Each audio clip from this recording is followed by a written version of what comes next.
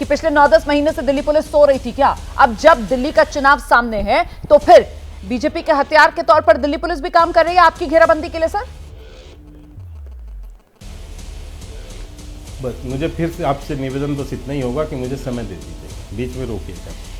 देखिए, ये पुलिस की एजेंसी जो यहाँ के कानून विशेष पुलिस आयुक्त हैं, उन्होंने ये सारे इन्फॉर्मेशन किए और ये सारी चीज़ें सामने आई हैं और जो भी है जांच एजेंसियों का है डिटेल्स, उस पर हमने अपने बात रखी। लेकिन संजय सिंह इतने बड़े ज्ञानी व्यक्ति, इतना ईमानदार, कट्टर ईमानदार, अपने आप को बड़े उसमें जोश में बोलते हैं, ऐसा लगता है टीवी तोड़ के बाहर आ जाएंगे।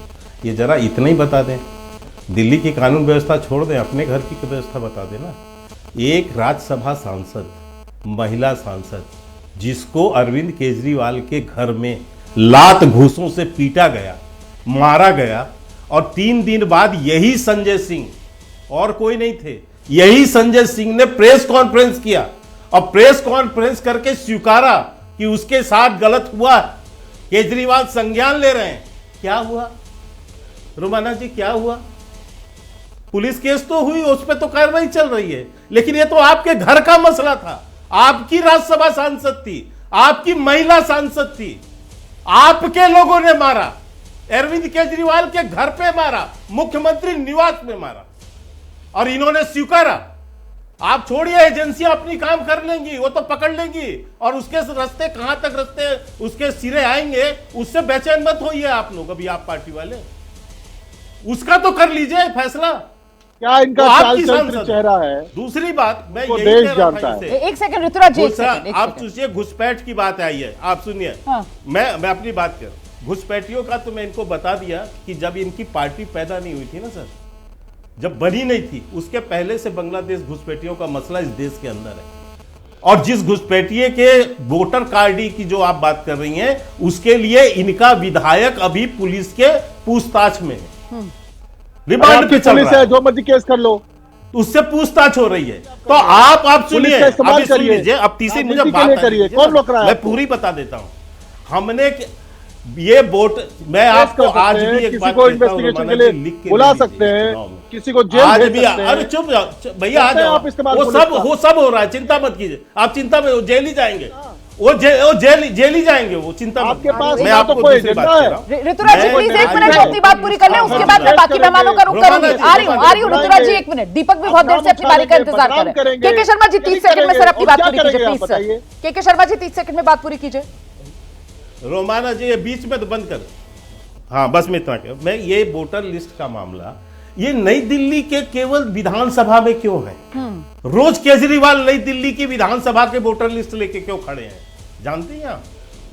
एक्चुअल में केजरीवाल चुनाव हारने की कगार पर आ चुके हैं। वहां उन्हें पता लग गया है कि इस बार नई दिल्ली से चुनाव वो जीतने वाले नहीं है।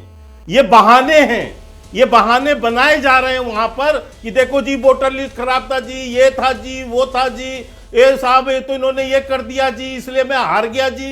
ये पहले के बहाने हैं। लेकिन अब तो वही करते हुए प्रवेश वर्मा भी नजर आ रहे हैं ना, इसी नई दिल्ली सीट से। आज तो वो भी मीडिया के सामने आ गए ना, और उन्होंने भी कह दिया कि साहब कहीं ना कहीं इशारे पर चुनाव आयोग अरविंद केजरीवाल के काम कर रहा है। मैं इस चर्चा को आगे बढ़ाऊंगी, लेकिन पहले जरा जल्दी से दीपक आइए अपनी बात रखिए। देखिए रोमाना जी, मेरे को भी टाइम दे दीजिएगा। हाँ जी, जल्दी से सर, जल्दी से अपनी बात रखिए। मैं आपको अभी वोटर लिस्ट दिखा देता हूं। कांग्रेस मैं वोटर लिस्ट दिखा देता हूं आपको। अरविंद केजरीवाल के साथ गठबंधन किया, उनको गठबंधन से बाहर कर दिया, हमने गठबंधन तोड़ लिया उनके साथ। क्या नरेंद्र मोदी जी, क्या बीजेपी सरकार नीतीश कुमार को गालियां देने वाली बीजेपी सरकार नीतीश कुमार को गठबंधन से बाहर करेगी? नीतीश कुमार कहां से आ गए? दिल्ली को लेकर चर्चा हो रही है। चंद्रबाबू नायडू को गठबंधन से बाहर करेगी। चंद्रबाबू नायडू ने कहा था कि हम बीजेपी के साथ कभी नहीं जाएंगे, बीजेपी की सरकार आज मलाई खा रहे हैं।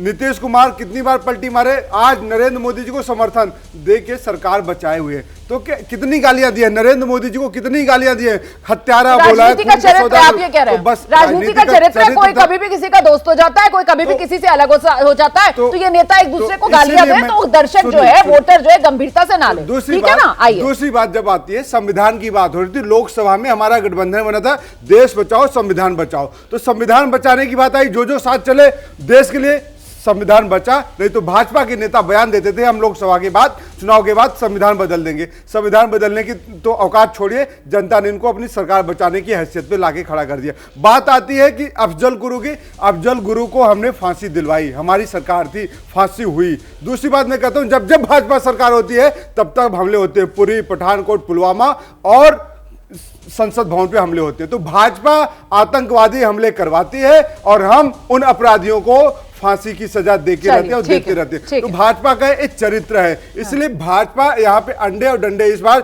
विधानसभा में जनता, दिल्ली की जनता भाजपा को डंडे मारने जा रही है। के शर्मा जी आप बेफिक्र हो जाइए। आपने के शर्मा जी से अंडों वाला हिसाब बराबर कर लिया, डंडे बोलकर हो गया ना आपका। मुझे प्रोफेसर संगीत रागी का रुख करना है। प्रोफेसर संगीत रागी, लेकिन मैं ये अरे सर रुकिए ना प्लीज। लोकसभा, अरे सर दिल्ली का चुनाव है, चुनाव को 10 सेकंड। महाराष्ट्र में बोल रहे थे कि हम रोहिंग्याओं को भगा देंगे, अब रोहिंग्या से मुंबई में इन्होंने भगाना शुरू किया क्या? तो धर्म की राजनीति, जाति की राजनीति भाजपा करेगी। दूसरी बात, योगी आदित्यनाथ ने कहा था योगी जी पर नहीं जाना है, प्रोफेसर संगीत रागी को लेकर आइए मेरे साथ। प्रोफेसर संगीत रागी, मैं आपसे ये समझना चाहती हूँ कि हम बार बार ये कहते हैं कि साहब जब लोकतांत्रिक जो संस्थान है देश के, उन पर सवाल उठाया जाता है तो लोकतंत्र कमजोर करने का काम होता है। अभी तक तो ये काम विपक्ष कर रहा था, लेकिन दिल्ली चुनाव में बड़ा दिलचस्प मामला सामने आ गया सर। वो नई दिल्ली सीट जहां से अरविंद केजरीवाल चुनाव आयोग के पास बार बार जा रहे थे शिकायत करने के लिए, आज तो बीजेपी ने जिन्हें उम्मीदवार बनाया प्रवेश वर्मा, वो चुनाव आयोग को कटघरे में खड़ा कर रहे हैं। वो कह रहे हैं कि साहब ये चुनाव आयोग तो अरविंद केजरीवाल के इशारे पर काम कर रहा है। ये क्या बात हुई?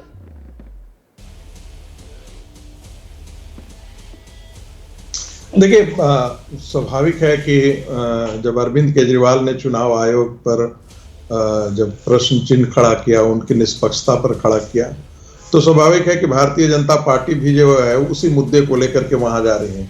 यानी कि उनके आरोप के धार को कुंद कर रही है भारतीय जनता पार्टी। एक बड़ा दिलचस्प देखने को ये मिल रहा है इस चुनाव में, जो पहले कभी नहीं हुआ था रुमाना, कि पिछला 2 चुनाव जो थे दिल्ली के विधानसभा के चुनाव में, उसमें आम आदमी पार्टी जो है वो डिस्कोर्स का एजेंडा तय करती थी और भारतीय जनता पार्टी और कांग्रेस पार्टी उस पर रिएक्ट करती थी। आपने देखा होगा 2014 का जो चुनाव वगैरह आया था, 2014 के बाद का 15 में जब चुनाव आया था, तो आपने पूरा का पूरा आम आदमी पार्टी एजेंडा सेट कर रही थी और भारतीय जनता पार्टी रिएक्ट कर रही थी उस एजेंडे पे। इस बार पहली बार ऐसा हो रहा है कि चाहे वो अरविंद केजरीवाल के राजनीतिक चरित्र के पतन का मामला हो, शीश महल से लेकर के, आबकारी घोटाले के मामला से लेकर के, स्कूल को लेकर के, कॉलेज को लेकर के, प्रदूषण को लेकर के, जमुना सफाई को लेकर के, यानी पूरा गवर्नेंस मॉडल जो है वो अरविंद केजरीवाल का क्वेश्चन में आया है। ठीक है। और इसको डिफ्लेक्ट करने के लिए अरविंद केजरीवाल ने दिल्ली में जो है वो लॉ एंड ऑर्डर का मुद्दा को उठाया। ठीक है।